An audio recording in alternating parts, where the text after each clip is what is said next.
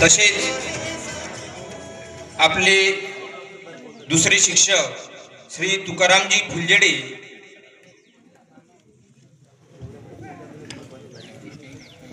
या ठिकाणी सर्व उपस्थित असलेले सन्माननीय बंधू आणि भगिनींनो, त्याचप्रमाणे या शाळेतून जे अधिकारी झाले त्यांचं सुद्धा मी अभिनंदन करतो। आणि माझ्या वतीने मी या शाळेमध्ये 12 वर्ष शिक्षक होतो। माझी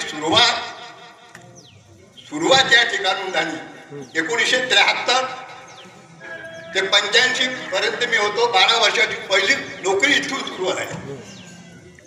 याच गावात असताना माझं लग्न झालं। लगेच 4 महिन्यांनी योगायोगाला मला निरोप आला की म्हणजे गुरुजी तुम्ही लग्न करता का? म्हटलं विचार करू।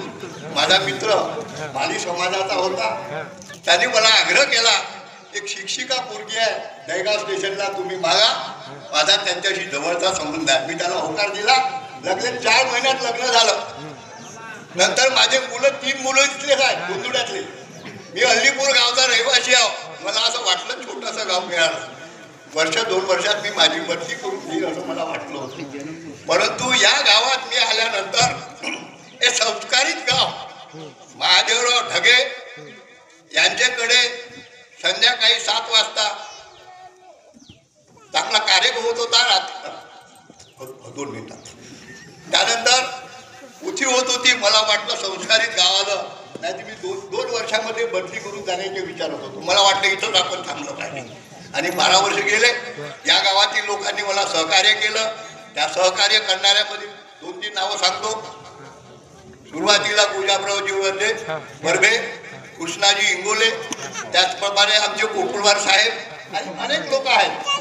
त्यानंतर वर्बे विठ्ठलराव वर्बे, अनेक लोकांचे नाव सांगता येईल, वेळ कमी आहे, मी काही जास्त वेळ बोलणार नाही। मी एवढंच बोलीन, या दोंदुळा गावात मी येण्याच्या अगोदर सुद्धा बीवी जीतकर मॅजिस्ट्रेट झाले, कोकुळवार साहेब झाले, केशवराव गुजरकर प्राध्यापक झाले आणि चांगले चांगले व्यक्ती मोठमोठ्या पदावर गेले, डॉक्टर गुजरकर झाले।